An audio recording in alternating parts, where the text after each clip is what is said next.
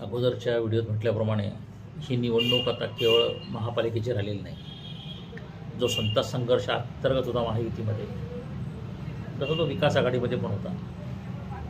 त्याला आता एक वेगळं वळण लागलेलं आहे आणि ते डिसायसिव्ह आहे, निर्णायक वळण लागलेलं आहे. त्याच्यात एकनाथ शिंदेची भूमिका काय आहे?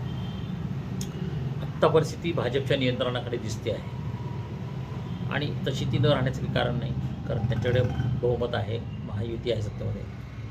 पण एकदा अजित पवारांनी बाहेर पडायचं ठरल्यानंतर प्रश्न होईल एकनाथ शिंदेंचं काय होईल. आता एकनाथ शिंदे यांची जी नाळ जोडलेली आहे भाजपशी, ती एक नॅचरल आहे.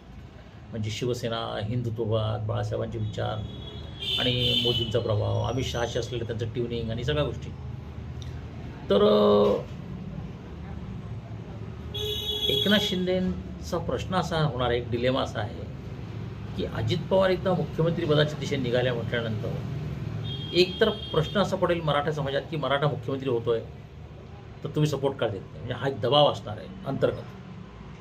दुसरा प्रश्न असा असणार आहे की समजा त्यांना ते सोडता येत नसेल महायुती शिंदेंना, तर त्याच्यातले काही लोक सोडून जातील त्यांना. म्हणजे हा कुठेतरी तणाव आता एक थ्रेशोल्ड क्रॉस करून जाईल आणि तो थ्रेशोल्ड क्रॉस केल्यामुळे काय होणार आहे की शिंदेंना जरी ते भाजपसोबत राहिले, नाही तर मग उर्वरित लोक घेऊन त्यांना मर्ज करावं लागेल. उद्या ही सिच्युएशन जर आली की त्यांचा पक्षच त्यांचा ताब्यात राहिला नाही, तो ठाकरेंकडे परत गेला, सुप्रीम कोर्टाचा निकाल लागला वगैरे, वॉटेवर काही पण होऊ शकतं. तर अशा परिस्थितीत त्यांना भाजपसोबत जावं लागेल, कारण त्यांना मग प्रोटेक्शन लागेल, संरक्षण लागेल आणि त्यांना मग त्यांच्यासोबत काम करावं लागेल. दुसरं पण आहे ती स्थिती राहणार नाही आता. म्हणजे आता जी स्थिती राहिलेली आहे गेली 2022 26पर्यंत, 26 तर आत्ता लागलेलं आहे, 3 वर्ष जी स्थिती आहे आत्ता शिंदेंची, की पहिले मुख्यमंत्रीपद, मग नंतर आता उपमुख्यमंत्री, ती तशी कायम राहणार नाही. ते पदावर राहतील, त्यांचे काही लोक बाहेर पडतील, मग ते अजित पवारांना वेगळा गट तयार करतील, अजित पवारांना सपोर्ट देतील.